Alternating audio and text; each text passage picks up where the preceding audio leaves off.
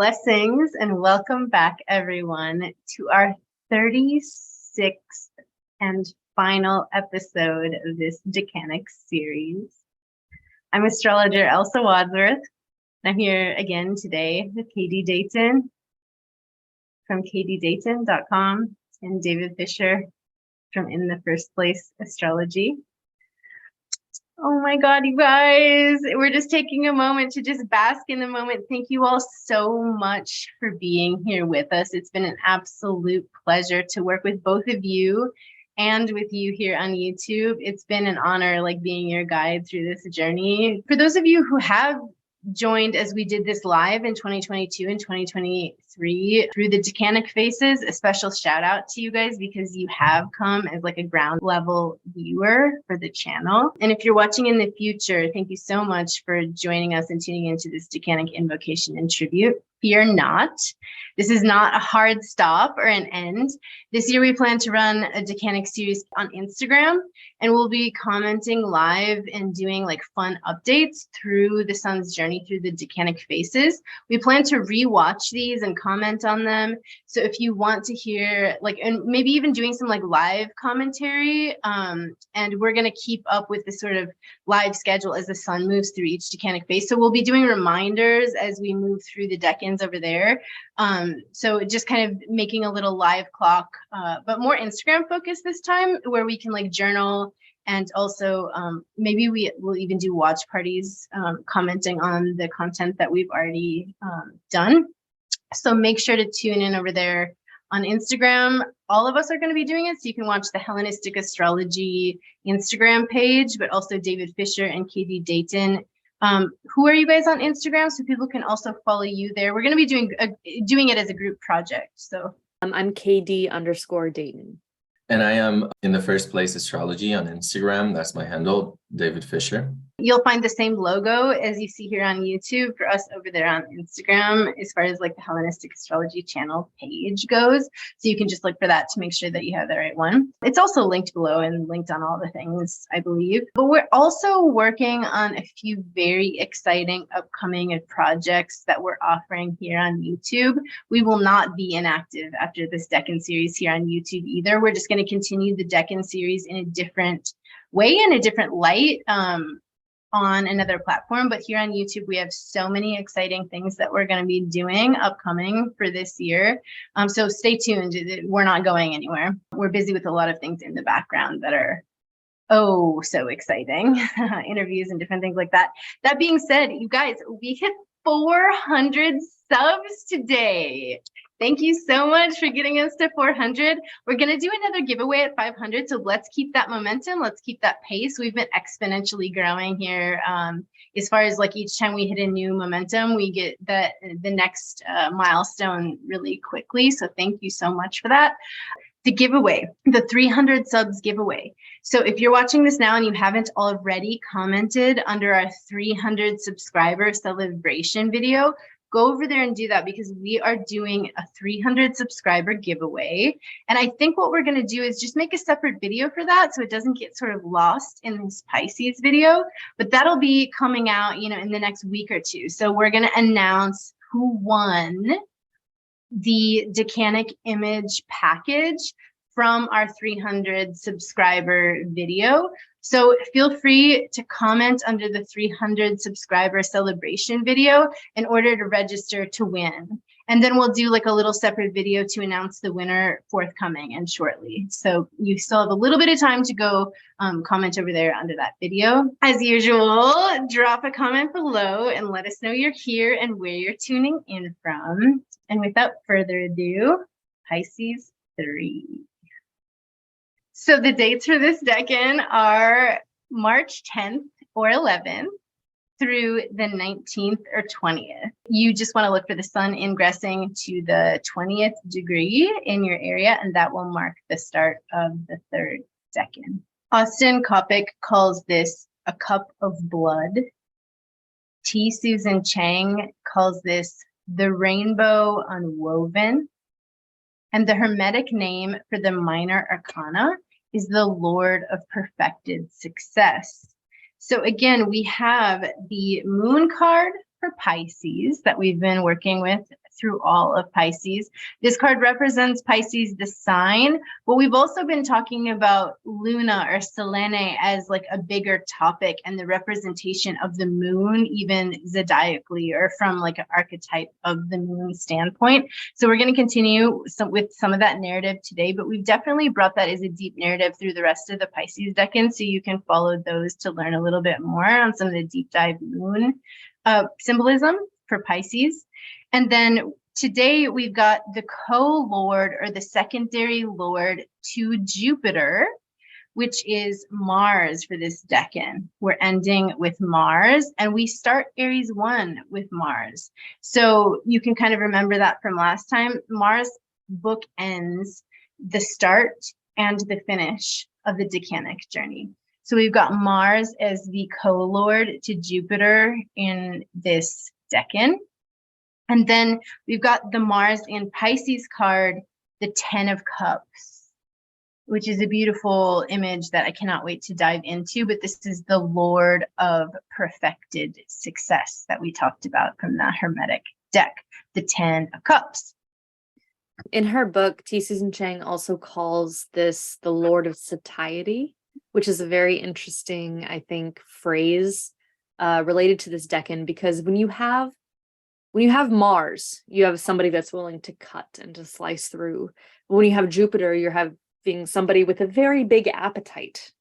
And so the idea of somebody being able to eat so much that they no longer feel like cutting into their meal, into their pockets, is really the level of satiety. So I think that's kind of a good analogy. Absolutely is. And I mean, to be honest, we're ending with a bang from all the authors that we've been following. And I should take a special moment to thank PiscesIII Chang and thank Austin Coppock and thank John Opsipeus from the Pythagorean Tarot, and just all the teachers that, thank Christopher Warnock for his translation of the Picatrix, which is what we've been following with the Picatrix. Just thanking our teachers for providing us a grounding in order to get these conversations started and flowing, and giving us like a ground, a basis for our understanding with these things.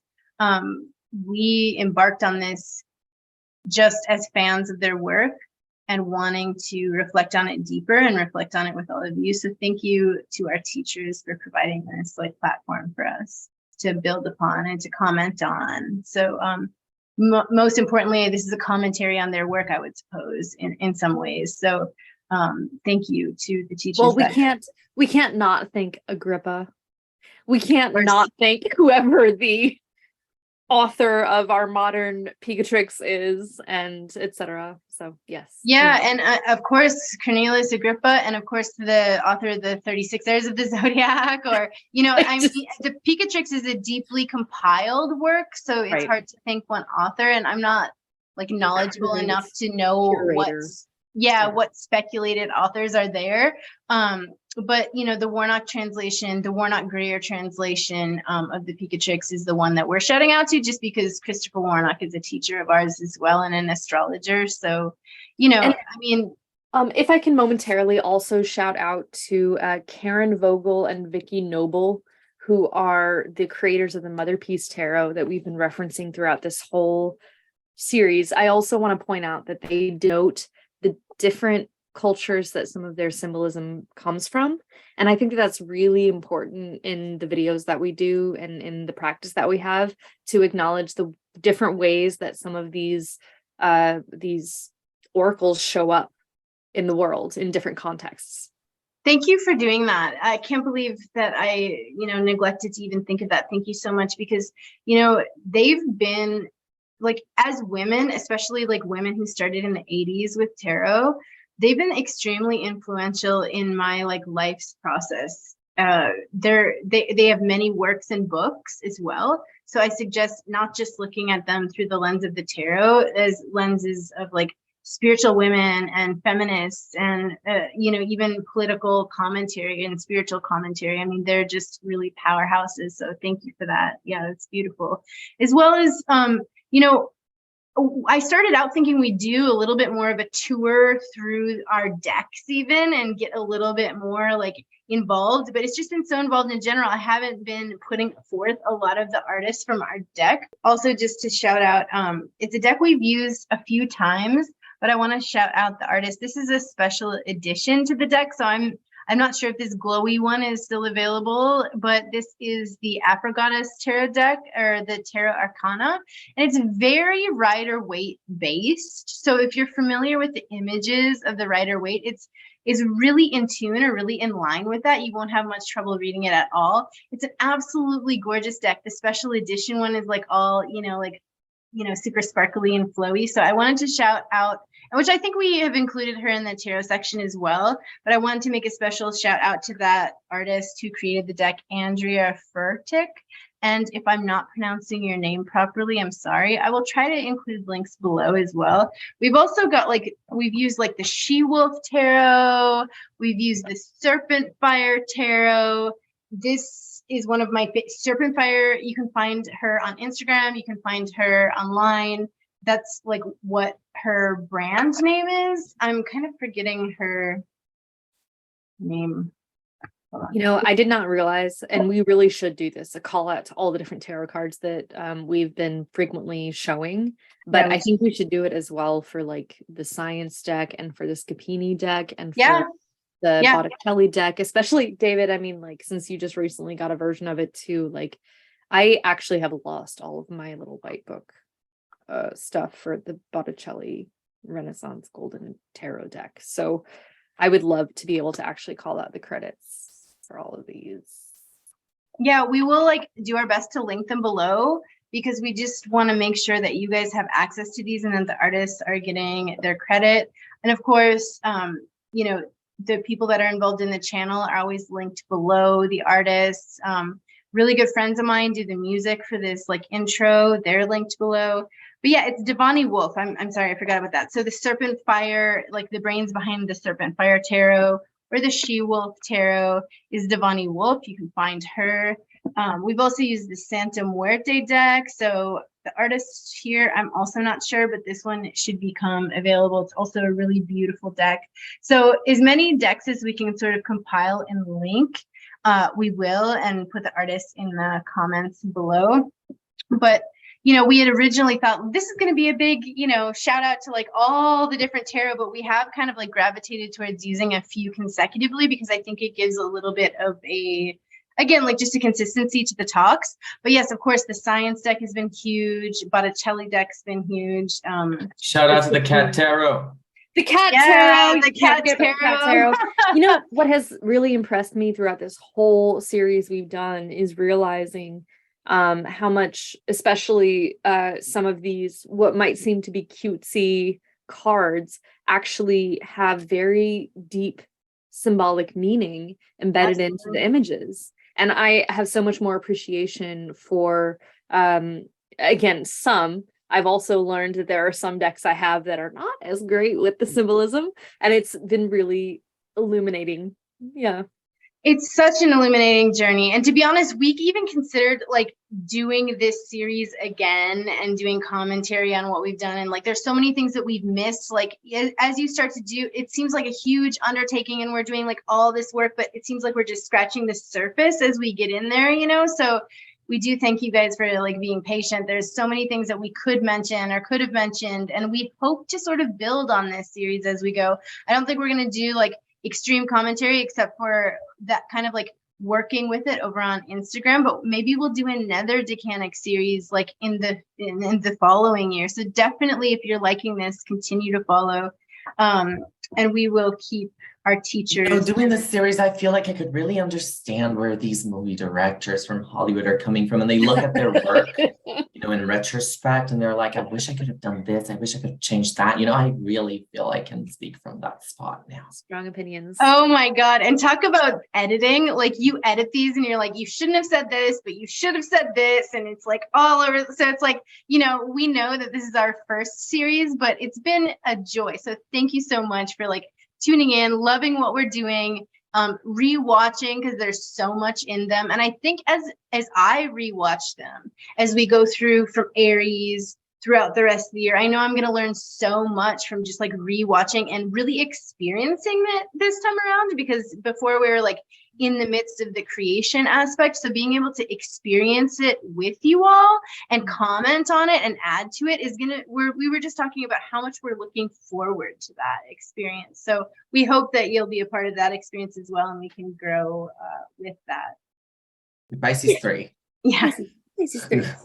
The authors really go out with a bang, because I have so many highlights from T. Susan and I have so many highlights from Austin, and they just really encapsulate it so beautifully. So I hope I'm not droning on too much reading from Austin and from T. Susan, but they're just really closing out with some beautiful imagery that I cannot wait to dive into. So shall we dive right in? Let's do it. Pisces III, a cup of blood. In the third phase of Pisces, we see the last of the 36. So here the sequence is almost complete, and thus there's no need to be conservative. There's no point to half measures. Here we see the image of the mad quest for the ideal. A boredom with compromise and unwillingness to accept anything but what is utterly right. The spiritual and the mundane layers of life must part ways. Judgments must be made, and sacrifices too. The last decan of Pisces is a place of martyrdom. So we've covered this a little bit, the martyr piece, but I think we're getting that really strongly coming in here because of the Mars factor, the Tower factor. It's of being willing to sacrifice everything. It's about the attainments of one's greatest desires, no matter the cost. So success here is not displayed in terms of material wealth, but instead emotional riches. This is such an important fact of both Austin's writings, many others' writings, and also what T. Susan Chang says, which is nothing is real. In the Piscean world, the ending is the beginning, and the things that you value on earth will not go away with you. Mic drop, end of video. I mean, that's really it. Yeah. It's really it. You can't take anything with you. And, you know, it's my grandma's birthday, the day that we're recording this. And, you know, she just lost her best friend, and she was saying how, you know, I don't really have any friends left. And, you know, in a way, and Austin's about to say, you know, we talk here about a happy ending, you know, but when I think about the happy ending, like, you know, you maybe have survived all of your friends, which is good for your, like, you know, longevity and health. But at the same time, you've had all this loss as well, and all this, like, and you realize at that point, you know, that you can't take anything with you. And I've learned that from my grandma as well. Like, it's about the human connection and the deep experience and emotionality that we build. You can't take anything with you. And we saw a lot of this in, and we saw a lot of this in Virgo 3 as well. We saw the sarcophagus there, you know, and we were talking a lot about how you can't take riches into heaven and things like that. But here It's been that long. I know. But here we see the vision of a happy ending. Like, if it's anything to Jupiter, right, or like Mars's will, or something about, you know, what Jupiter can bring us, is that we're willing to vision the happy ending. And I think, you know, what is a happy ending if it's not taking material wealth, but taking emotional riches, as Katie was saying. So he mentions here, you know, in the card we see rainbows and happy ending. It's the attainment of the heart's desire. It's the reunion with the beloved. And you could think of this as like a bhakti yoga kind of idea. It's not just the face of the lover, but the beloved themselves, like Krishna consciousness or something like this, you know, like the God consciousness of the beloved of God. On a mundane level, this face inspires lust and desire. But the true object of the passions is a merger with the universe itself. The face and the body of the beloved are a mask, just an entry point into the experience of all as bliss. As a narrative, the third face unfolds as a quest for true and perfect love. Yet here we go with the circle of beasts. Such stories, especially when told by the world, do not always have happy endings, as we know. A willingness to sacrifice everything is necessary, but it's not sufficient, because one has to have an ideal or a love worth sacrificing for. Many of those who walk this decan are only too willing to engage themselves in the romantic and often tragic stories that swarm this decan. Thus, this space is littered with broken dreams and failed martyrs, those who sacrifice themselves to an illusion.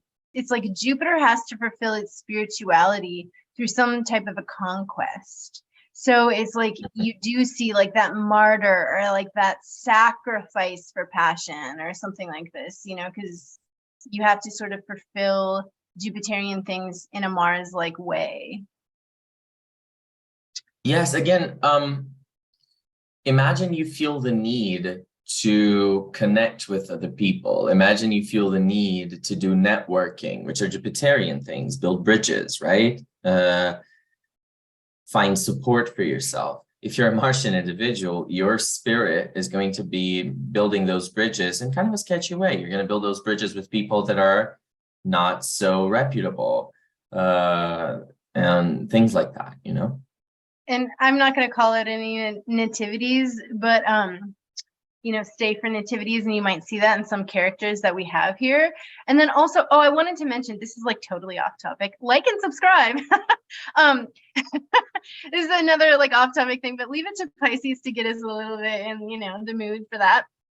But I was going to say, I plan to, as I rewatch these decans, starting with Aries, add chapters. So I was going to say, you know, skip to the you know, nativities chapter if you want to skip there. But hopefully, because these videos are long, I'm going to come in and add chapters as we go to make it a little bit easier for you guys to navigate the length of the videos and to be able to use it as a resource just to kind of like jump in if you need to sort of remember something we had talked about or use it for study. So that's coming.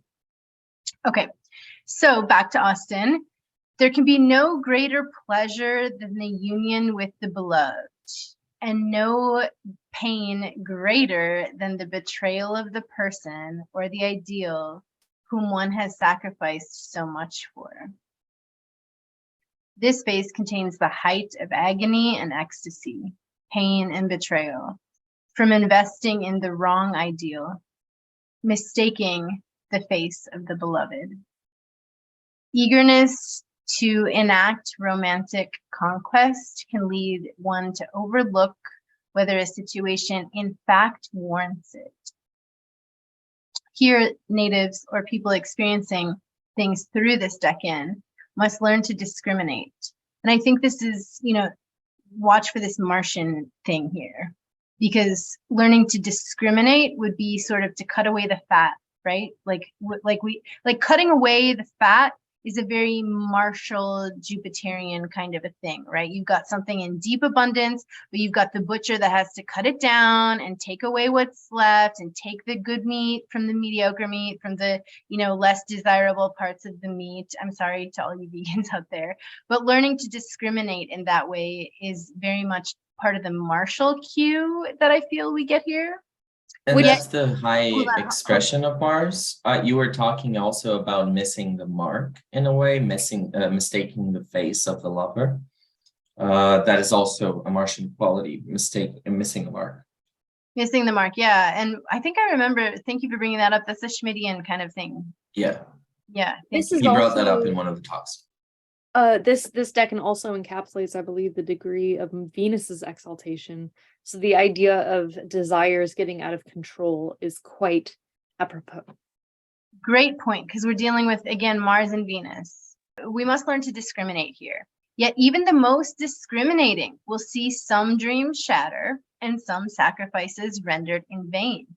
So keep that in mind. Again, you can't sort of escape the martial nature, even if you are discriminating, right? And it's just the same with like Jupiterian ideas of spirituality, right? Like you can vet the guru or like vet, you know, what you're going to put your heart into, but there's always going to be some things that you will notice about like, you know, faith and hope that aren't exactly the way that you imagined them. It's still worth having them. It's still worth having passions, desires, discriminating, faith, hope, but you are going to see those like illusions and disappointments in those types of narratives. I think no matter how discriminating you are, you know, the fragmentary Hellenistic text, the 36 Heirs of the Zodiac, indicates Alepis. Alepis, the daimon of hope, resides here. Alepis appears in one of Greek mythology's most well-known stories, that of Pandora's box.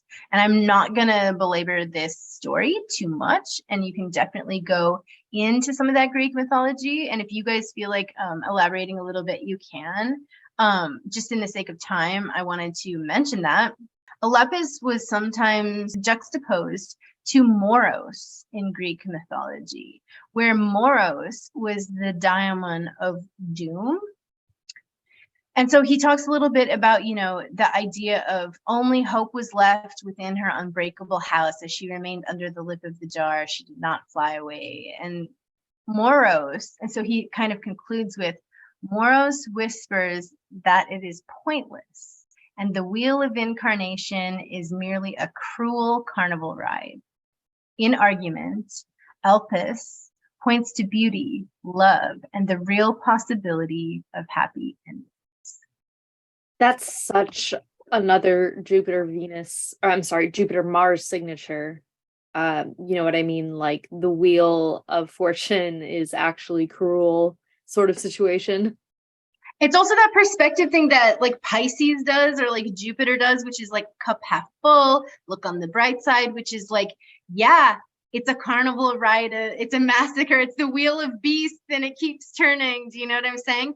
But also there's a chance for escaping the wheel. Also, there's a chance for enlightenment. Also, there's a chance of real beauty and real love. And if it is just a churning beast, then why not look for the love and the beauty and the real possibility of happy endings?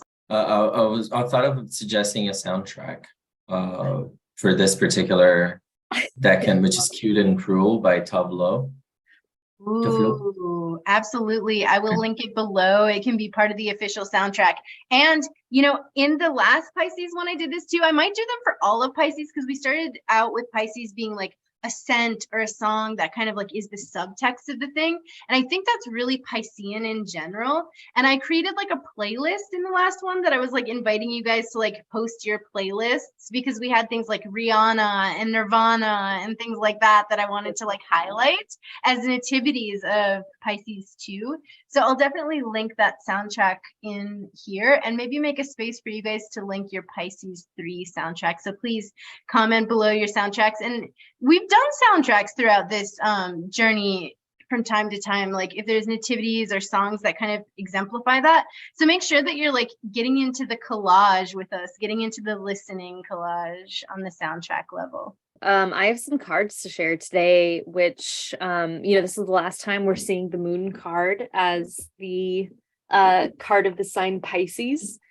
So I think we've seen most of these before, but maybe a couple of them are good to take a second look at now that we have the Tower as the Mars card as the secondary Decanic Lord for this Decan. We have in the far left the Scapini deck. The towers there are very much intact, but there's a wizard at the top of one of the towers that I think we may have mentioned in a previous video before. And on the top of the other tower is a telescope pointed up at a moon that looks generally fairly eclipsed. So this is a very, I don't want to say secretive, but like there's a lot of illusions going on under an eclipse. There are a lot of shadows happening. There are a lot of things that might be going on behind the scenes.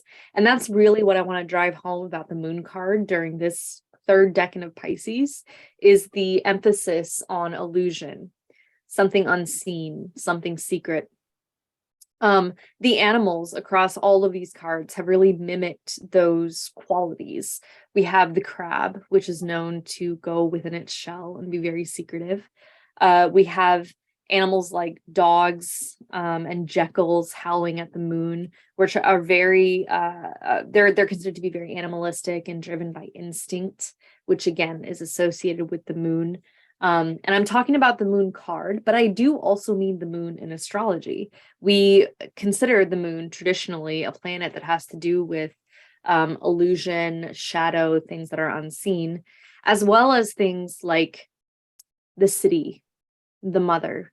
And I want you to remember these because we're going to come back to them later when we see other tarot cards of a couple other categories that represent this decan.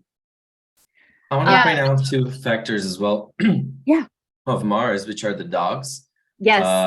They are Martian animals, according to classic literature. That's why I included the cat card. I thought you might appreciate the... Yeah, I really did. I was like, oh my God, that's so cute. And they symbolize really the beast that is closer to men in a way. So that middle path in the moon card between conscious and unconscious is also exemplified here by the dogs, which are more towards the moon side, again, towards unconsciousness, but are still conscious enough that they're considered intelligent beasts, that they're considered beasts that humans can share some burden of responsibility with, because they help take care of the sheep, they help take care of, your animals and your families. And they're loyal beasts. And so you have to trust your instincts to navigate the challenges or the paths that the moon card illuminates to you. That's just the comment that I wanted to make. Yeah, and they're kind of like, as man's best friend, kind of like a very nurturing type of an animal too. So you have that nurturing of the moon, like you were saying, that kind of like connection. I have a few comments. It was last time that I was talking about the Scapini where we had talked something about like the magic of the word or like the subtext or something. And I was thinking about the wizard as like the magician or something like this. Yeah, thank you. But when I was looking at this, I was also noticing his purple robes and kind of like how he's such a Jupiterian figure. Like that could be like libraries and astrology and like, out under the moon. And you see here also the telescope. And I remember, the whole time we've been referencing the moon, I've been referencing the star. And I've been referencing the star because we see the tower before that. And I was like, since the tower moment, we hadn't seen, man or towers again. And then I was... I hadn't read T. Susan's last chapter because I was like waiting because I was sad. But like when I read it, she also mentioned that, and it felt very validating that we see the towers again here in their completeness. And it does really refer us to that tower card of like what we use towers for. And just as Katie was mentioning, like she wants to draw us to the illusion of this card in this case, I want to draw us to the action of this card, of these cards, especially the ones that you pulled, Katie, for this spread, because we see so much action. We see the man in the boat and we see the boats in the harbor. We see commerce. We see much more action than we do in like, say, the Rider-Waite stillness of the card. And I think that represents like that martial quality of like having to act. We talked about taking the path that was treacherous in Saturn, taking the middle path in the Jupiter sense. And here the path is like not so much brought in the forefront, and I'm sure Katie has done that on purpose, but it really does remind me of like so much action being taken from the moon. And the moon is such an active distributor.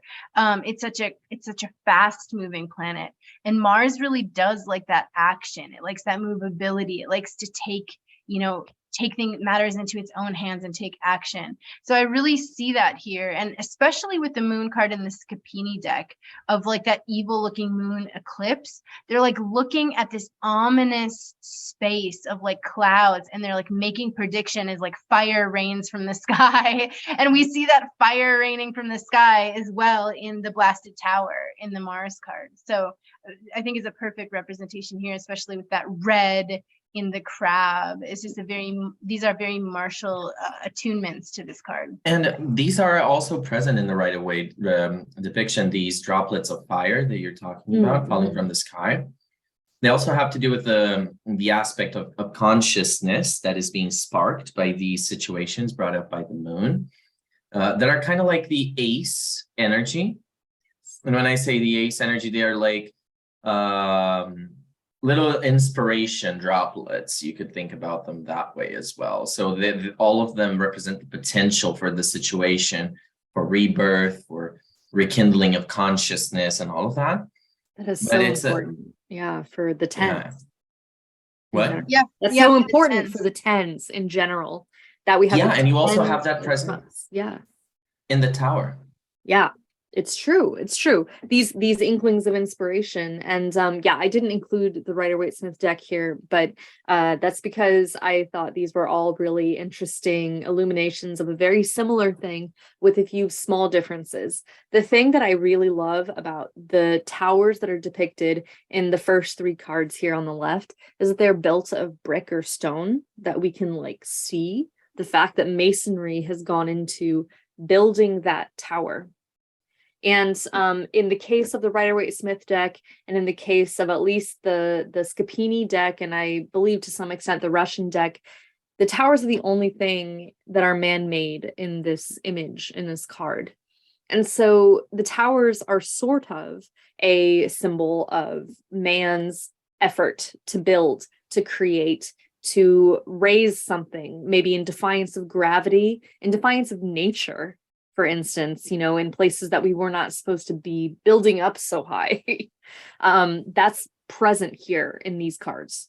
And absolutely. And I think masonry, you know, Katie's saying this, and to make it more explicit, masonry is Mars, and to build in defiance of God, that's martial. And I know that the Kabbalistic definitions come in really strong here too, because I think in some decks where those little fireballs from heaven are coming down, they have Kabbalistic meaning, like Kabbalistic letters associated with them. And then we see in the Blasted Tower from the Hermetic deck, we see the Kabbalah in black and white, like how we see the towers in the High Priestess card in black and white. And the other thing that I wanted to mention here between Mars and Jupiter is Jupiter, or Zeus, was the lord of like lightning and thunder, right? Like he cast the bolts, right? And we see those Jupiterian bolts in the Mars card. And we see that similar kind of vibe here when we're looking at the Scapini, or like the, you know, the thunderbolts and the flames from heaven and things like that, which is a very Jupiterian signification in a sense, you know, and that's where Mars and Jupiter really link up. And you can see that in those moon card depictions. And just to make it explicit, you know, Pisces is a Jupiter sign. Mars and Jupiter rule together over this decan, and they really are terribly interrelated. And I mean it when I say terribly, because it can be pretty terrible. Also good, but also pretty terrible. Again, imagine that you have that you are the agent when you have some planet in this decan. When it's active, you end up embodying the energy of that bolt, and you are the one that catalyzes this tower moment that distributes judgment around for everything else. In other words, this is the final decan of the zodiac. We might be talking about martyrs. There's a story in the Apocalypse about the second coming of Christ that is going to be preceded, such as the first coming was preceded by John the Baptist. This one is preceded by 2 witnesses, and these 2 witnesses, they are martyrs because they end up being murdered by the populace after proclaiming the second coming of Christ and showing the signals, the signs for it. And so this is the perfect story, I feel like, for exemplifying the tower moment and how Pisces energy is embodied here, is taking your beliefs to the last consequences as well here.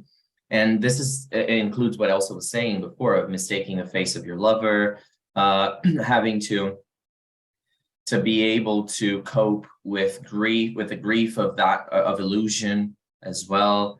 All of those things are present here. This is a very interesting discussion that I want to pick back up in a moment. As you said about 2 figures like John the Baptist. Okay, anyway, Okay, so in these selection of cards specifically, I'm calling out the tower and how it relates to, again, the moon card that we saw previously, and how the towers and the moon cards could be the ones that are falling now. They're falling like dominoes, potentially, at the edict of the ego.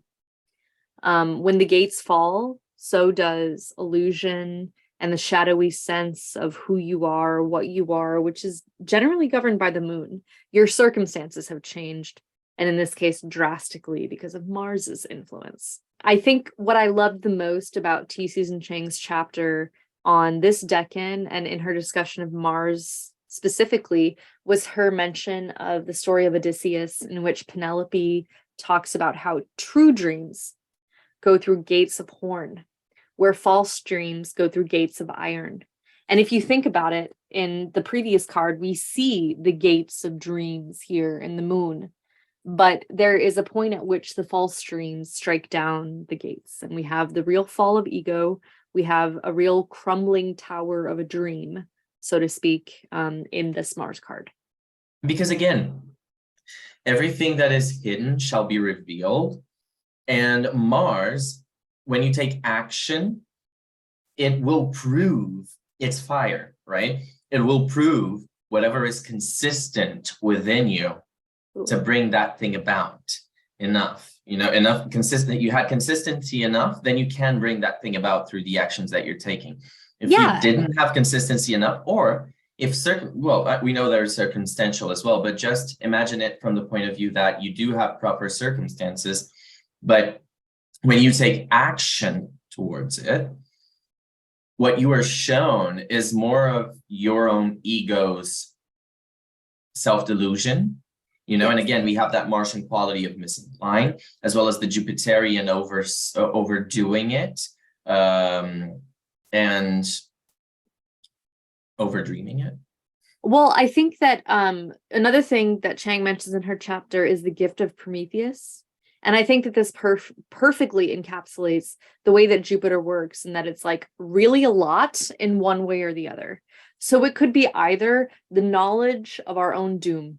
We know how we're going to die. That is what Prometheus wanted to take away from us, that we knew that we were going to die, and replace it instead with a vision of hope for the future.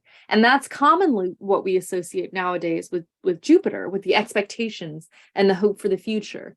But it really, really is a balance to that, which is the knowledge of your own demise. And it's quite Martian when you think about that. And Saturn. And I mean, I think that's where it comes, like when I think of like hotness, which is Mars, and I think of water, which is Pisces, I think of like the cauldron, the soup. And when you're thinking about like cooking, you have hope for the future, the next generation, you're feeding them and you're nurturing them. If you think of like a cauldron, you're doing magic, there's some hope of agency inside of magic, right? And when you're thinking just of steam in general, hot water, like steam, you're thinking of, and we start to get into the archetype of the rainbow, right? When you shed light or fire through water, that's when you get that crystallization or that like rainbowy effect. And we know that the rainbow is slightly an illusion, but it was also like God's hope promise in a sense, right? Like, because, and the reason I'm bringing this up with Mars is you're saying like you're doomed to your own fate. And that's where that rainbow of Jupiter is kind of like, yes, but not forever. There's an afterlife, or, whatever it is, that kind of like idea of like wanting hope while we're like in the demise, or like if everything's fated and we're suffering on the wheel, we actually can find bliss and happiness on the wheel, or there is hope of true love, or there is, a life after, or, what I'm saying? Like all those kind of like Jupiterian, like when I'm thinking of like the water of it and the creativity of it mixed with the fire of it. And I feel like Jupiter's lost a lot of its like archetype that is very martial. I mean, Jupiter was quite a martial Completely god. agree. Like, I feel like we need to pay attention to these links a little more. I think so too, because when you think of Jupiter, Zeus or something, you're thinking of someone who's like sleeping around, spreading their seed, cheating on their spouse, getting into reckless arguments with people based on nothing, jealousy, and turning them into throwing thunderbolts around, changing forms, and like it's so it's just kind of like, and very tactical and things like this. Like the Jupiter was a very tactical, kind of reckless god. So I think it's really important to kind of like remember that martial image that Jupiter like carried. He also overthrew his father, which is like a rebellion, right? That's not necessarily so that's also like a really important like Martian kind of thing. He kind of was just like kicked out the old ways and was rebellious against them, and then that same rebel spirit allowed him to be usurped, because his wife actually ended up usurping him and not his children, because she was so pissed at him for the ways that he had been like betraying her. So I just feel like that is just such a martial character in the way we, even the name we use for Jupiter these days, or the kind of archetype that we use with Jupiter, which is Zeus. And I think it's important. And the lightning bolts, and the lightning bolts, and Mars, and martial character. And I just want to sort of bring that forward. I really love that. And something else, that's really interesting about that connection is, I just brought up Prometheus and how he took away the knowledge of our own doom and gave us the visions of hope, like Chang mentions in her chapter. And that is an archetype that we often consider very Uranian when we take into the more recent outer planets in the zodiac. But like thinking about that combination of Mars and Jupiter is not a bad way to start to understand the Uranian archetype, because there is a lot of chaos in that, and at the same time power. This reminds me of like in T. Susan when she was talking about Lamia, I think it is, by John Keats. So I have this highlighted, and I was hoping maybe even you can read it, KD, because you have such a beautiful way of reading poetry. But it says, and I like the way she writes this.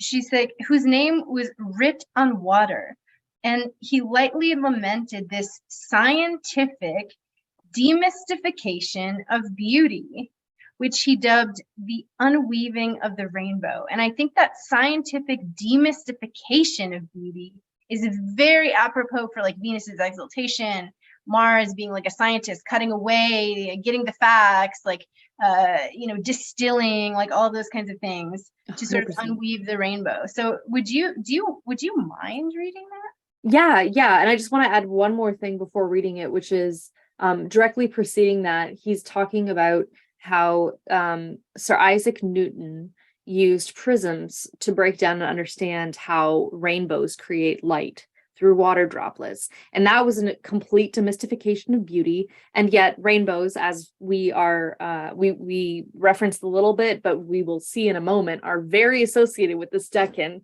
the ephemeral and beautiful nature of light refracting through different prisms. So again, this is Lamia by John Keats. Do not all charms fly at the mere touch of cold philosophy? There was an awful rainbow once in heaven. We know her woof, her texture. She is given in the dull catalogue of common things. Philosophy will clip an angel's wings, conquer all mysteries by rule and line, empty the haunted air, and gnomed mine, unweave a rainbow as it erewhile made the tender Lamia melt into a shade. Yeah, and then T. Susan goes on to say, like, she thinks Keats' point is that, there was a mystery that it's not only inevitable, but essential to our well-being. The truth of the matter is that life, and this is from T. Susan exactly, the truth of the matter is that life is infinite and cyclical. So happy endings, or indeed tragic ones, are human constructions. Endings are artifice, painted scrims we use to bookend reality so that we can learn to love it just for a time. Yes, endings are artifice. Oh, I love that so much. And it's really the way in which we are at the 10 of Cups here. But the 10s are so related to the ones, the aces. As soon as we get to the end, we start again. And in fact, if we were powering through and starting the whole Decanic journey again, it would be in less than a week's time that we'd need to start getting up these videos. I know, right? We really thought about that, and then we're like, oh my God. And then we're like, maybe we start with like a female moon Cancer or something, which maybe if you guys are lucky, we'll reconsider. But Right. yeah, it's so true. And thank you for, Endings and you know, guiding us with that sort of like rainbow quality into this 10, because I think it's kind of the perfect segue to start talking about the idea of the 10s, which T. Susan said, she's like, and the real truth is that the cycle of birth and death, love and loss will repeat infinitely. And I think that's a perfect way to, you know, describe what you're saying with the 10s moving straight onto the aces. Yes. The 10 of Cups is such a beautiful card that has one of the most important symbols right up front and center, which is the rainbow. You'll see this in a lot of different 10 of Cups cards throughout a lot of different tarot decks, the representation of that rainbow, the one that we're all familiar with. I want to talk a little bit about that symbol, in that rain is sometimes brought about with great catastrophe, but there's a point at which it ends and the sun comes out again, and what you see is a rainbow. So it's very ephemeral, and it's almost like the reward after a time of great difficulty. And I think that's especially relevant to this Decan as the very last one of the zodiacal year, as the one that's ruled by Mars, which god of war, god of severing, of cutting off of things. You have this idea of ephemeral beauty and the real joy that happens when executed at the exact right time, you know? I want to remind everyone that these are not exact like additions. We're not doing Tower plus Moon equals 10 of Cups. And there's the component of the number here also being associated with the major arcana of the sun. So when we're talking about the rainbow, we have in the Tower card of the Rider-Waite these clouds and the thunder.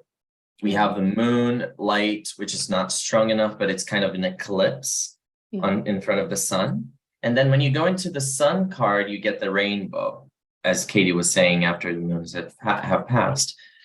So what I feel like here is when you use your instincts, like you have to judge things on the go with this particular Decan. Again, Elsa said this in the beginning from Austin's quotes. You have to distribute judgments. And when you do that, you bring that lightning energy, but you also bring in that promise that things will be renewed, that a pivot has been set, you know, has been done, made. I don't know. Yeah. I mean, I know we're not at the world card here, but it very much gives like that big cyclical ending just to start anew at Aries 1. So I do get that kind of like world card, like image. Absolutely. Well, there's an element of at least half of the sphere here, the arch going around gives the image of the top part of the ovum that encapsulates the naked woman in the Rider-Waite-Smith world card. So you're absolutely supposed to, I think, get a sense of completion and of maybe not finality, but at least like, you know, a nice bow wrapped on the end of just something. remembering that we're focusing here on the zodiacal decans, we are making associations with the tarot. And so in regards to tarot, yes, absolutely. But when you think about it being the last decan, it surely does bring this world-like energy to it, right? Of finalizing the cycle, finishing the round, you know. And it does, and especially with the sort of zodiacal wheel starting in Aries, or where with the sun's exaltation and then ending in Pisces. But that's also a little bit of like a modern illusion as far as like the Hellenistic astrology channel, especially the tropical framework. Right, exactly, because word is right. So like the idea of we had talked about starting this in Cancer, starting with the Thema Mundi, which is, the first decan of Cancer would be kind of the start of the zodiacal wheel as far as the start of the seasons and things like that. So, just keeping that in mind, like where we start and where we end, our happy endings, our perspective, it's all kind of like shifting here in this Pisces, but it's good to kind of like remember those little parts. I mean, Chang says explicitly in her chapter, and I completely agree with this, and I was just like applauding out loud when I read it, was endings are artifices. It's completely artificial. It's not real. They are constructed.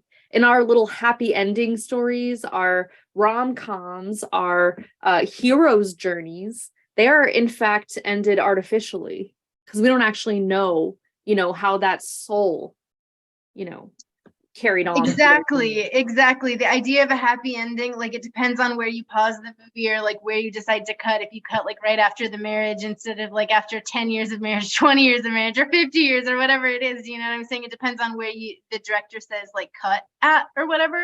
Yep. And I think it's represented a little bit in the 10 of Cups by the Scapini deck here as well. Like, let's zoom in on these.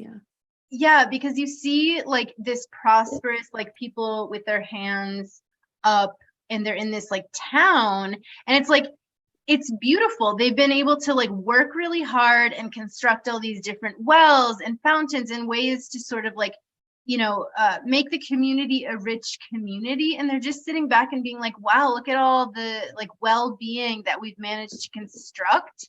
But it is a construction. You do even see a crane in the background. Like you see that it's a construction. Yes.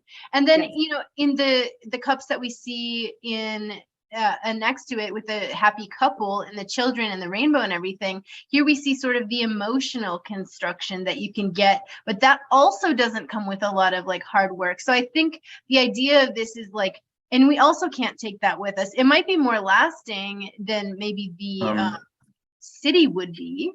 The emotional aspect of it might be more lasting or something than maybe the city would be, but you can argue which is more lasting and which is more successful and all those things. But it doesn't come without the perspective of happiness and sort of choosing to be happy. And it doesn't come with like all of that sort of like martial qualities of having to cut off a lot or build a lot or set all these boundaries to emotional security or boundaries to the city. I know boundaries is like a Saturnine thing, but you're sort of having to cut off and choose different things when you're thinking of like this happy, peaceful ending.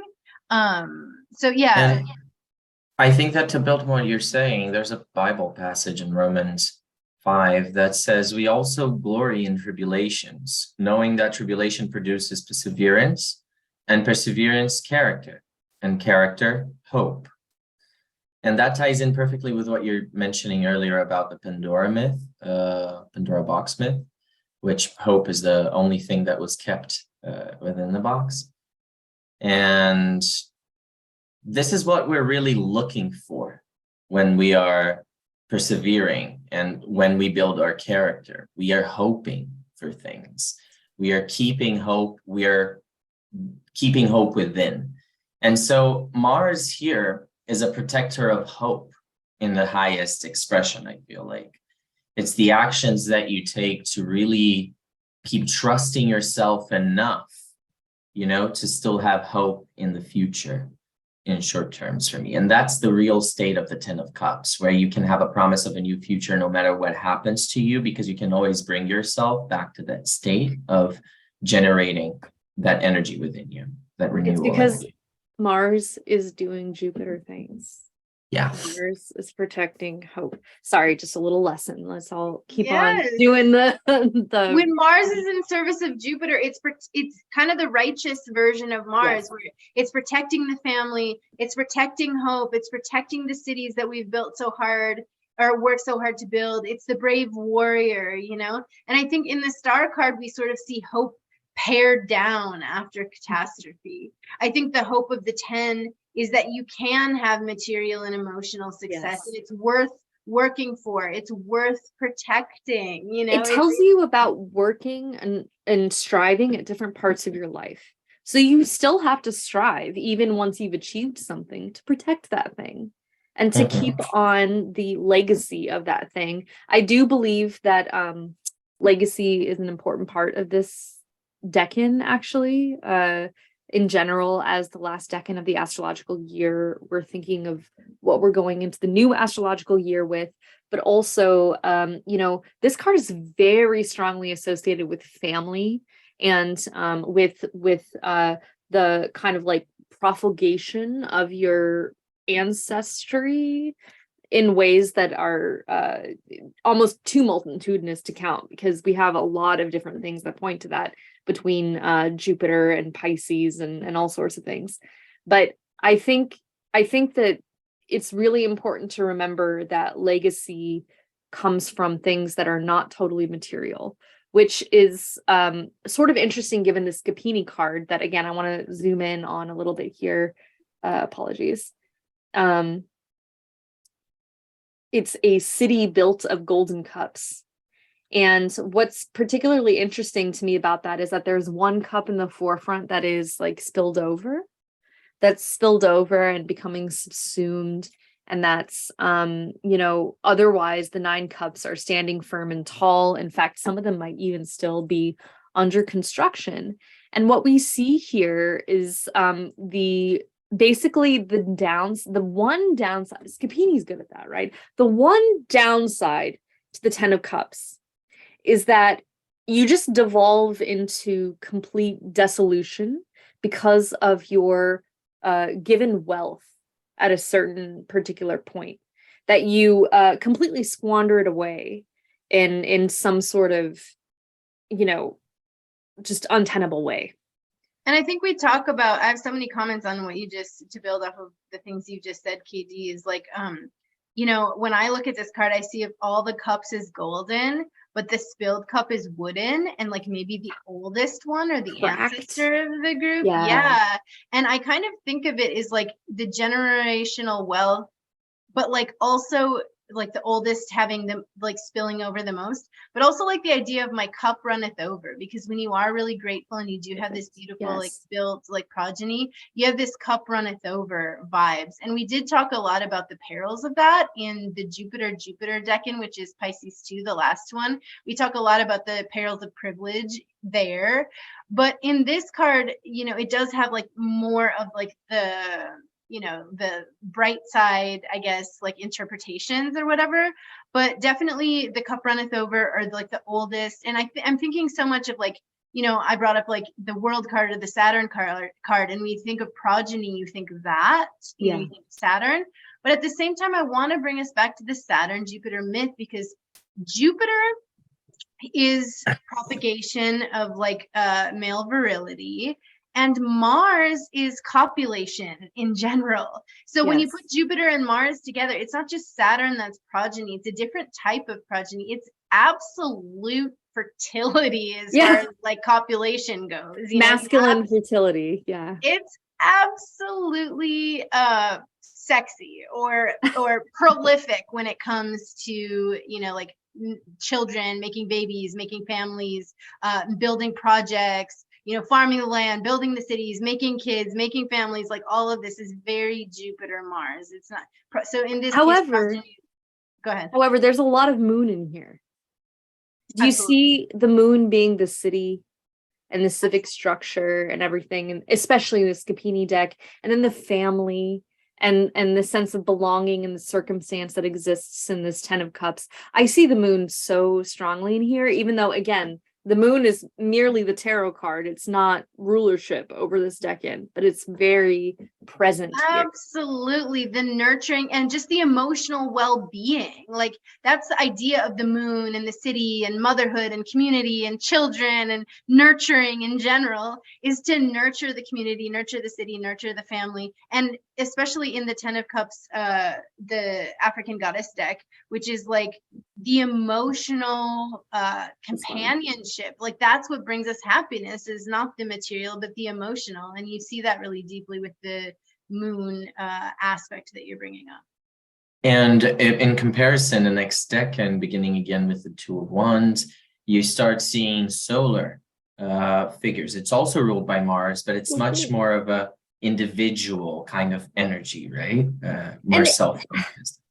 That is so interesting because, technically Mars is on the night team and it likes those lunar realms a little bit more, but I don't know. Mars seems a little more functional in Aries. Well, domicile helps. Obviously, but like it's just really crazy having the two side by side, Well, they're in contrantitia if you think of it. Yeah. Contrantitia. Pretty obsessed with thinking about this lately. Just with the last one with the Botticelli, very much this like moon, like virgin mother, like the purity of Venus, right? Which is finding her exaltation here. And then sort of like the purity of the virgin mother, or like the purity of the child. Again, that really like emotional, deeply connected emotionality of this space and of the progeny again. So almost like the sacred feminine, the sacred connection, really represented by the mother and child versus like the partnership here, and how it's birthed unto itself in its like most purest form. So I like that as well.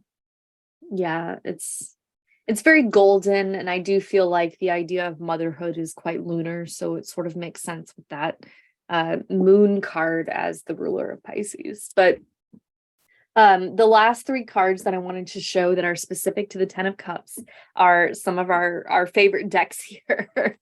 The science deck calls the Ten of Cups evolving, which I mean, it's freaking beautiful, not just as a card in the artwork itself, but the notes on this card in the science deck, the little white book, say that evolution is the continuous process of beings adapting to change and unpredictable environments and circumstances. Holding up there, that's very lunar. Before we continue. And then it says that some animals die, others survive, and others learn to cooperate and coexist. Again, pausing, those sound all like different ways of Mars operating to me in different parts of the zodiac. So we have a really interesting scientific theorem here to really encapsulate what the Ten of Cups means. Yeah, I would love for either of your takes on that. When we're talking about evolving, we're also talking about our bodies being able to select that which is most adaptive or adaptable to the environment, right? So it is that Mars-like quality that has to be that has to come from a leap of faith. Like, no animal will have evolved their progeny from doing the same thing their ancestors were doing. They have to break away from a line in a way, which is contrary to what we were saying in terms of legacy.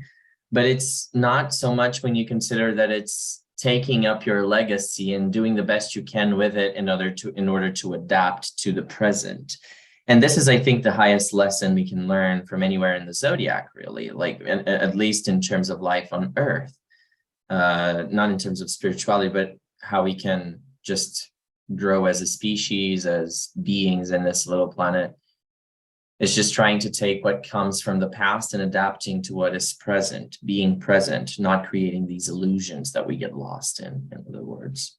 It's so true. And yeah, I mean, these things that we're forced to take up sometimes to evolve end up being the things that are most difficult for those who came before us maybe to accept.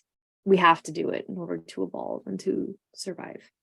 I think of the Jupiterian like vibe of just like extreme growth and multiplicity, because that's like the Baroque secession, or just like kind of evolving from, you know, absolute just microorganism and just like the abundance of microorganism, or like the idea of like, you know, floods and volcanoes, which is like very Jupiterian, very Martian, and just like that idea of the evolution from like the deep history of just like the microorganism, like the massive generation, the kind of just potency of that gave us diversity and that gave us life and things like that, you know, and just kind of like the idea of survival, the violence, and the idea of exactly that, like the survival of the fittest kind of thing that goes into evolution is very like multiple, just not moon multiple, but like Jupiter multiple, like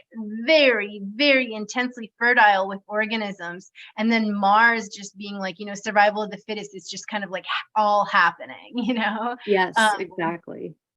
And there are studies that point to the possibility of Jupiter having, not just Jupiter, but many of the planets, but mainly Jupiter, having been responsible for throwing a lot of asteroids in our direction that would have brought the necessary elements to compose our atmosphere and our biosphere and the minerals that we are composed of and things like that. Yeah, that's a beautiful observation. And then again, we see like these priestesses with their vessels sort of surrendering, throwing their arms up at the sign of this like double rainbow and this like massive waterfall. It's just very, again, you get this feeling of hope from this. What I really love about this card is that this is supposed to be a worshiping of a harvest god. And we often are very focused on this Decanic journey in the Northern Hemisphere, but in the Southern Hemisphere, this would be the equivalent of the harvest season. The Pisces season is, like fall, right? And so there is a really important element here of remembering that it's a fertile and changeable time of year where we're moving into a totally different season. That I think is very important with this card. And we also have a rainbow, like those symbols and everything too. To me, it's just like, not to forget, kind of like, I mean, you see a lot of hope in evolution too. I mean, at least I do. I see a lot of hope in evolution. But you see like, when you've harvested and you've built the pueblo and you've done the chores and you've crafted the vessels and you've done the inner work and you're gifted with things like fresh water and you see the gods ahead giving you omens and things like this, right? It's like you need to take those times for like those feel-good measures and those like the offering up, and you see the surrender. When I think of worship again, I think of like surrender, and it's like you need that. You've been plugging away all year through working hard. Yes, exactly. Yeah. And you need this sense of like celebrating what we've come through together, and like that's a big deal, like to mark those moments. And they are so big and you do feel so like helpless in the wheel that it does feel good to offer it up as well as surrender to something bigger than you, because you do feel just so, trampled by your day-to-day, trampled by the wheel all the time, that it's like, not only do we want to offer ourselves in complete surrender, but we also like want to like bask in the bigness, because it's almost too much to hold and too much to own as just like all our own, It's like when you get your check in the beginning of the month and you go to the dispensary and you're like, tonight I'm saving no blunts. And that's what you do. You surrender. Yeah. And then you surrender. Cut that part, please. Thank you. That's the feeling. No, but I think it's honestly, I don't know if we have to cut it, because I think of Pisces like that though, and there is a need in our own psychology, and the gods teach us this. Jupiter and Mars teach us this, that there is like human beings have been evolving with methods of getting intoxicated, right? So that is not separate from what we do. It's not accidental. It's not accidental that it's happened during our Absolutely. And like we need to have these, that's a part of celebration and ceremony, is like allowing ourselves to be intoxicated by the lover and intoxicated by the plant and the medicine and all of these things. So I think it's, the mead. And I think that is a part of the abundance. And it's also a part of our evolving as in our own human psychology as community. I mean, we get together around these plants so many times. So I think it's actually really important part of it. And just to come back to the fact that this decan is very beautiful in a lot of ways, but it's also treacherous and it has a little bit of illusion in it. We have the little kitty in the right hand deck, looking at those pots, and that he's not looking because he wants to eat off of them or anything. He's looking because he wants to try and knock them off. He's looking for mischief. And I wanted to read the passage from the Picatrix for the last time that covers this decan real quick, because it has to do with this energy that I want to bring up. And it says, that rises in the third phase is Pisces, a sad man full of evil thoughts, thinking of deception and treachery. And before him is a woman with a donkey climbing atop her, and in her hand is a bird. The name of the bird is Birdie. Shout out to Trixie Mattel. This is a face of advancement and lying with women with a great appetite and of quiet and seeking rest. You got to say this is its form. This is its form. This is its form. Guys, this was the last of its forms. So yeah, go ahead. now this image of the Picatrix is very interesting because again, it depicts that focus on instinctive energy, that one that you focus on that is more according to your nature. So you got to trust your gut. You got to trust you're made up. So if you're a sketchy dude, you're going to do sketchy things under this particular circumstance of this Decan, because you're going to be like, oh, this opportunity is too good to miss. As you Versus twirl your mustache. Versus if you are more of a righteous person, I suppose. Uprighteous, is that a word? Upright or righteous? If you're more of those kinds of people.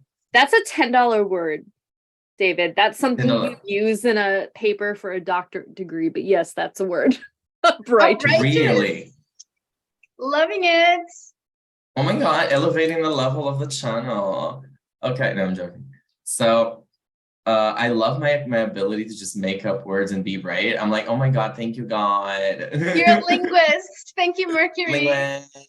Oh my God. And then you have this mischievous kind of quality. And so in this particular image, we have the reinforcement of instinct. Again, talking about the dogs that you have to trust in the moon card whenever a tower moment comes through. And how, when you use your instinct navigating something that was left to you by your ancestors, when you have some legacy to build off of, you can just act trusting in your actions without having to think too much about it.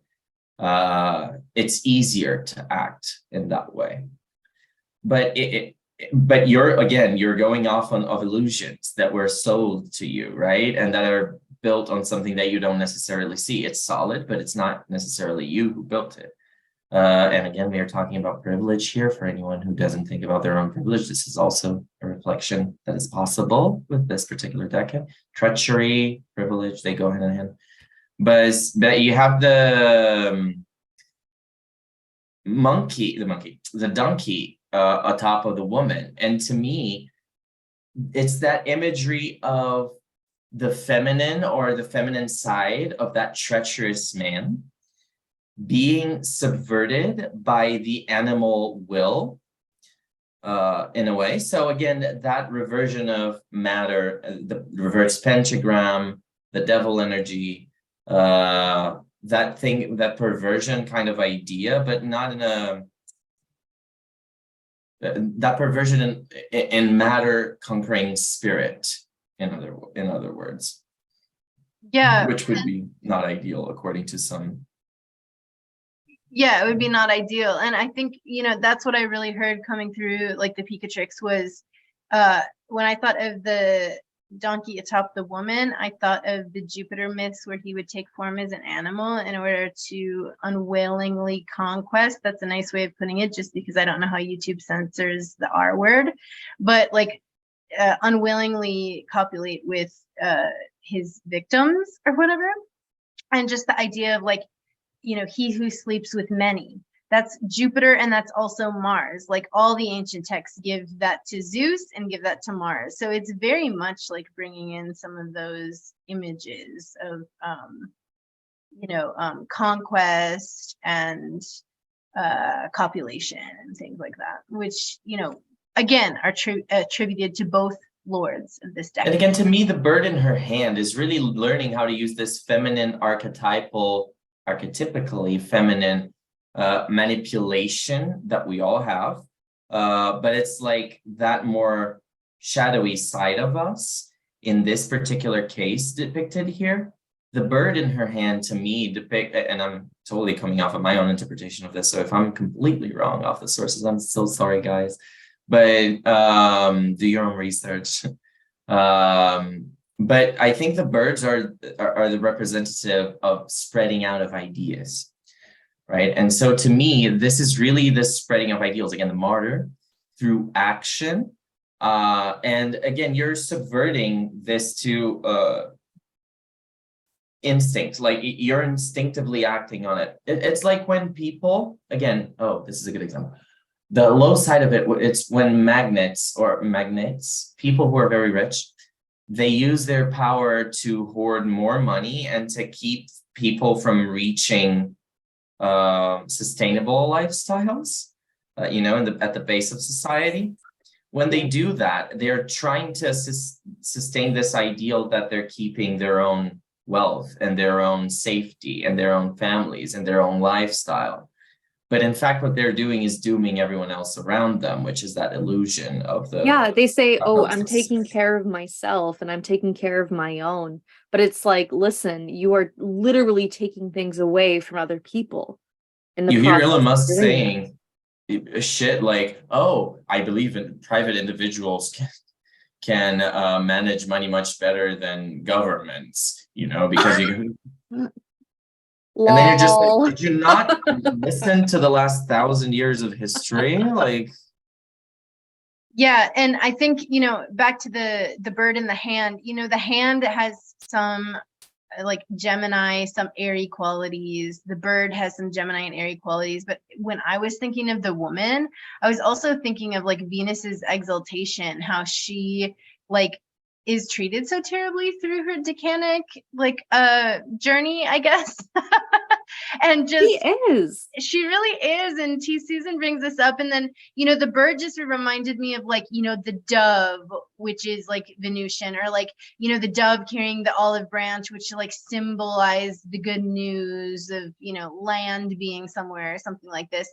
And just like the idea of like the cry for help, or like the, just kind of like the woman's plight or Venus's exaltation, but also like the plight of that just archetypal energy in general. And I was just thinking of the bird sort of in the hand, that way of like communication, because we've got the hands as like communication, or like that Gemini spirit, or that airy quality of like wanting to have a voice but being subjugated, or just Venus's plight in general through the Decanic like series. Or honestly, I think it's worth like explicitly stating that like Venus's plight is that she has so many freaking co-lordships in signs that she hates, and signs that she does not do well in.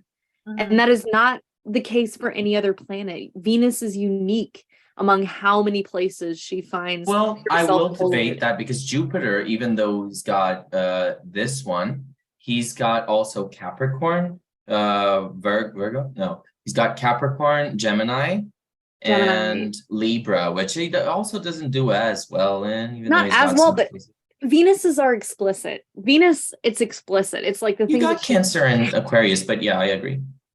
Yeah, and it just reminds me that there's like, there's only the one, besides the moon, who's the distributor, only like the one feminine quality contending with all these planets, or just like also how Venus always gets like subjugated by Mars in a sense, like Mars, like Venus is the desire and like whatever, but she's also the purity, but Mars is always the one that's doing like the violence and the kind of like subjugation like factor. And like the donkey kind of reminds me of, the ass, or like the kind of like a beast of burden, or just like the dumbest of all the beasts of burden, or like kind of the lowest like thought of in all of the beasts of burden, and how even that can like subjugate over like the woman in this sense. Or it's like, because we see Venus's exaltation degree here, but we see these two like masculine planets having rulership over it. And so it just, that dichotomy came to mind when I was reading the Picatrix, and I just felt it, like, it's not a huge thing, but I felt like it was worth just kind of like bringing up a food for thought for us to bring up. I like what you said about like the only other feminine planet, the moon, also housing the decan of Venus that doesn't harm her as much, and the other planet being Saturn, which is also to do in Aquarius with collective issues. Again, so both signs where Venus is not in her decans debilitated, because the other ones are Virgo, Aries, and Scorpio.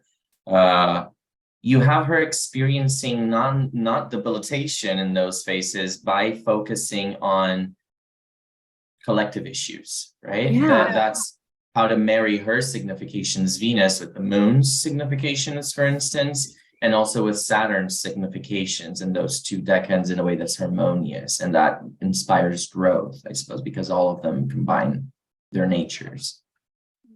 Yeah, yeah. And just kind of like thinking of that feminine quality, because again, the moon card and Pisces has that feminine quality, and it's just, and it made me think of just, yeah, also the hands, the bird, the Gemini, the airy kind of quality, but that, idealization of Venus is like ritual purity and like purity, but then also just kind of like how that dichotomy gets thrown down for like from the Virgin Mother to like the whore in like 2 seconds by the Martian sort of ideals or archetypes, and deeply subjugated or depreciated or devalued or just, anyway, I just, that's worth pondering here. I have so many things to say that I'm not going to say right now. Like my brain's exploding a little bit. I think I'm having a Mars conjunct my natal Venus moment. We might be having a little bit of an epiphany at the last part here of our. This is, yeah, I was gonna exactly, and I was gonna reference exactly something about epiphanies or having your mind come to rest on top, which is the meaning of the word logos, having your mind come to rest on top of some meaning that you've come to realize.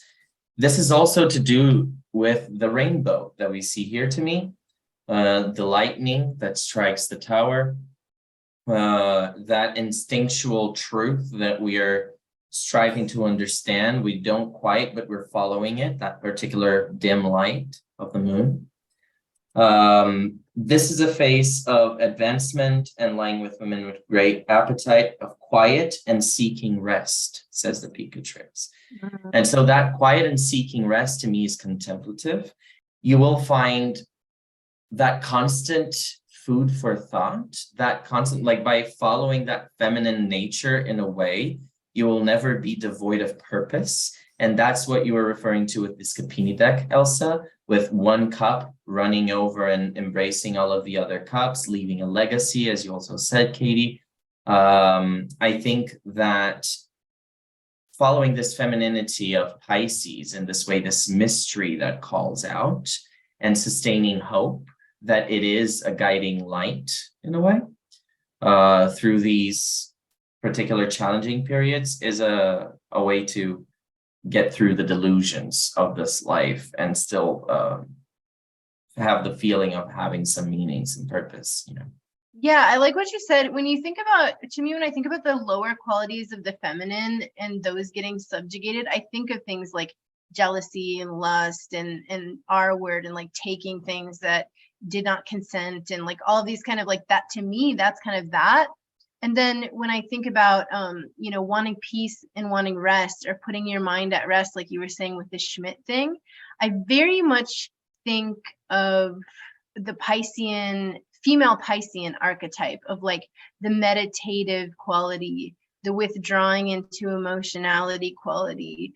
And when I think of meditation, it's like, yes, the thoughts are there, but you let them pass. Yes, the emotions are there, but you let them pass, and you're just kind of sitting in it.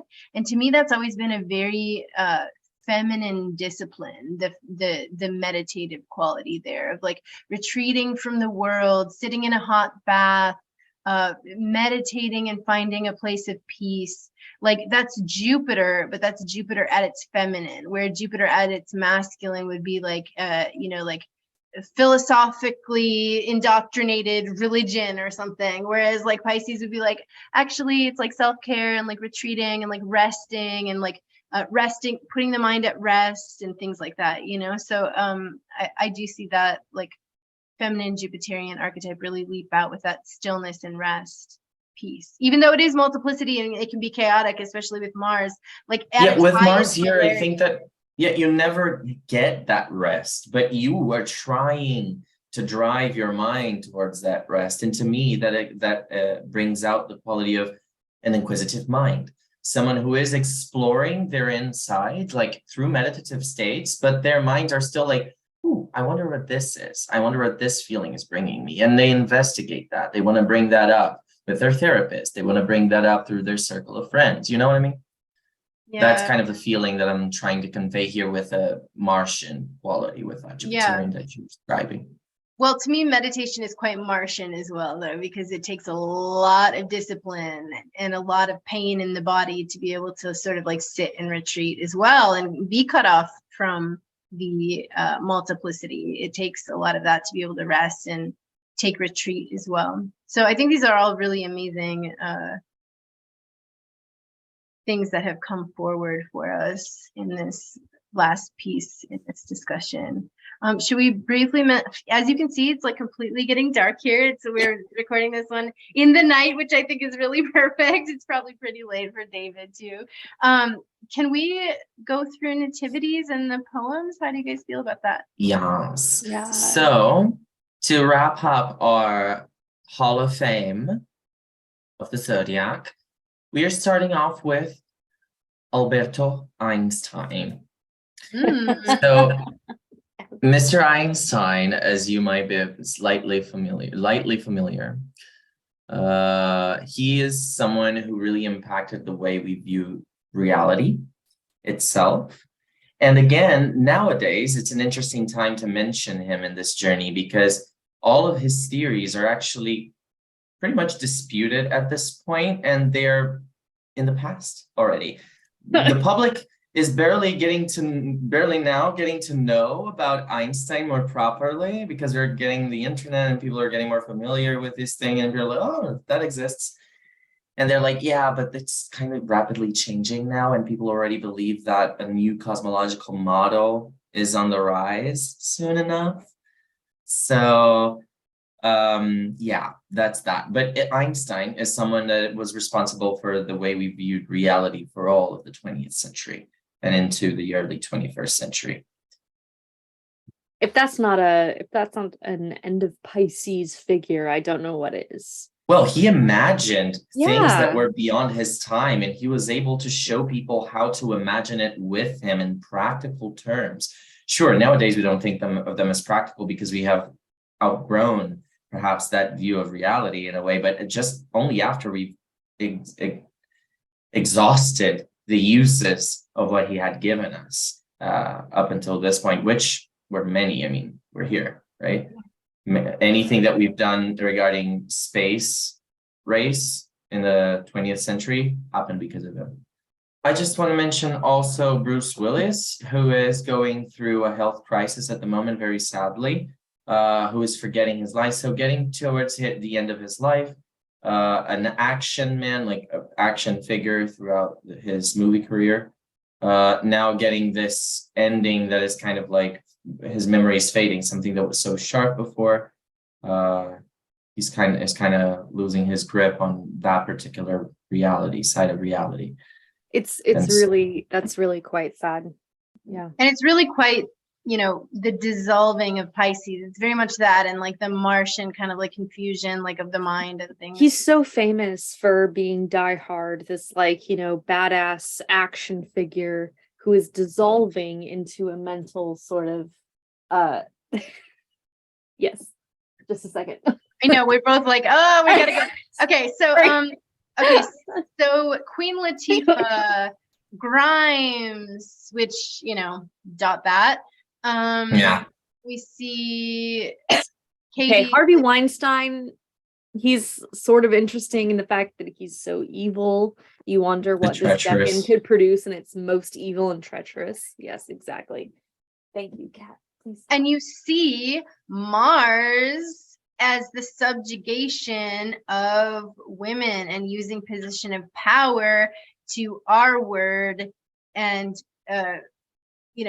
assault, or what do you want to say? I guess you could say unconsensually use their power in order to subjugate what? Women. So we see that again.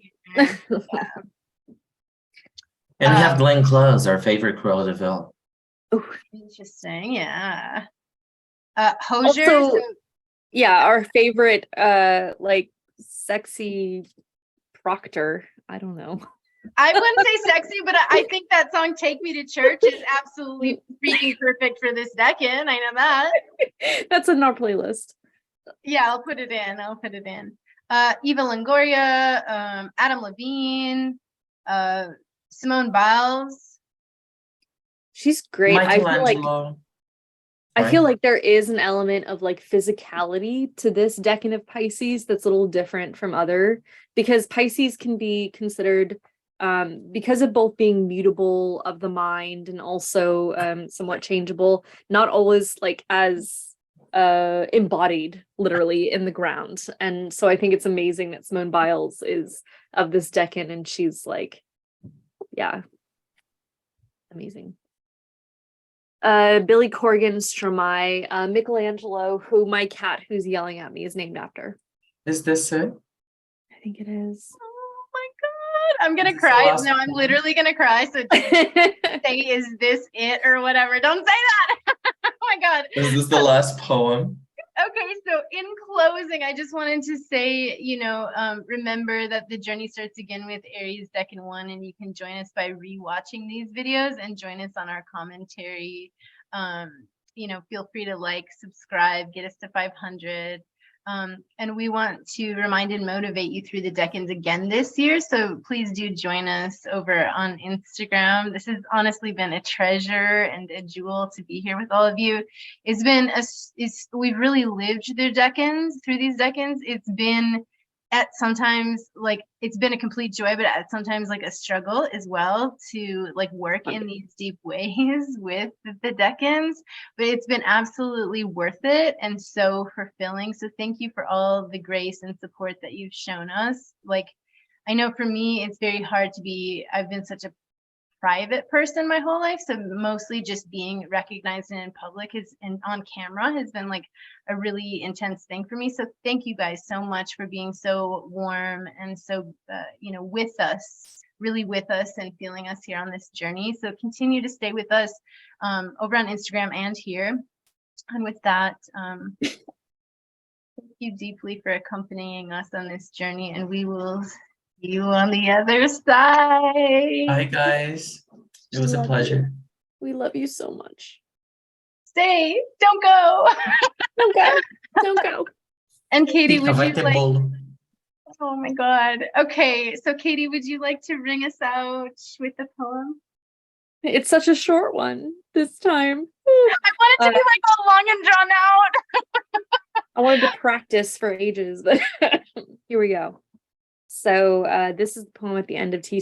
Chang's chapter on this decan called After Love by Maxime Cumin. Afterward, the compromise. Bodies resume their boundaries, these legs, for instance, mine. Your arms take you back in, spoons of our fingers, lips admit their ownership. The bedding yawns, a door blows aimlessly ajar, and overhead a plane sing-songs coming down. Nothing has changed, except there was a moment when the wolf, the mongering wolf, who stands outside the self, lay lightly down and slept.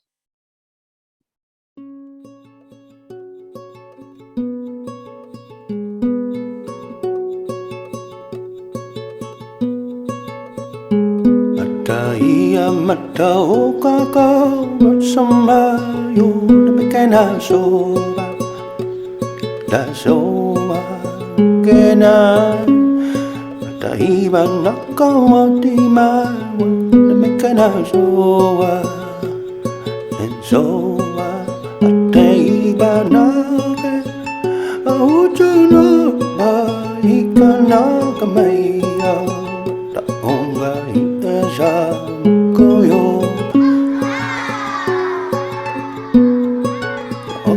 Your Majesty, Matari Bekana Sabaso, in the Kina, to buy name, to buy name, to you girls, in by it, with the buy game, with the buy game, with the buy game, with the buy game, to buy game, to buy game. No Macano, you sono mia bagolina, che voglio cogliere con me go poi. Io non Macano, you sono mia bagolina. Tomato, tomato.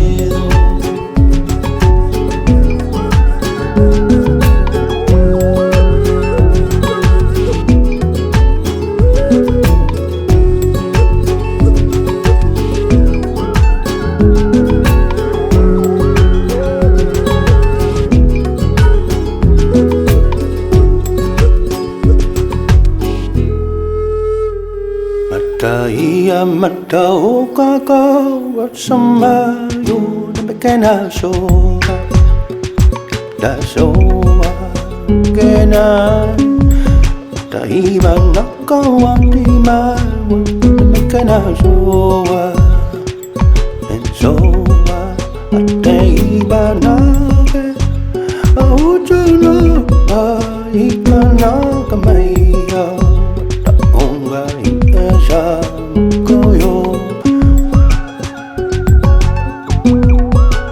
okoyo maseya mata ibe kana sabaso inakina tabaine to you bounce in by it doma with the bike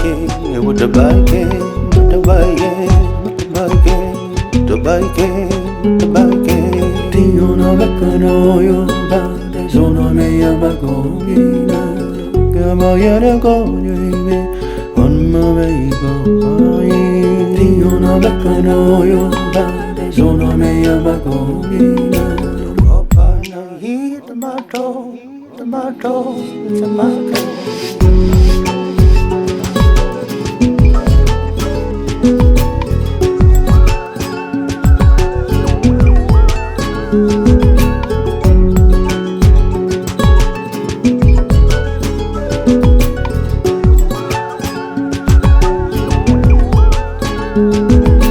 Siento que eres grande como yo. Ya no me preocupa que me ames. Y siento que soy grande como tú. Y ya no me preocupa quién amar. Porque yo te amo. Porque tú me amas. Porque estoy cantando lo que tú me estás bailando, que ya no tengo miedo. Porque yo te amo. Porque tú me amas. Porque estoy cantando lo que tú me estás bailando, que ya no tengo miedo.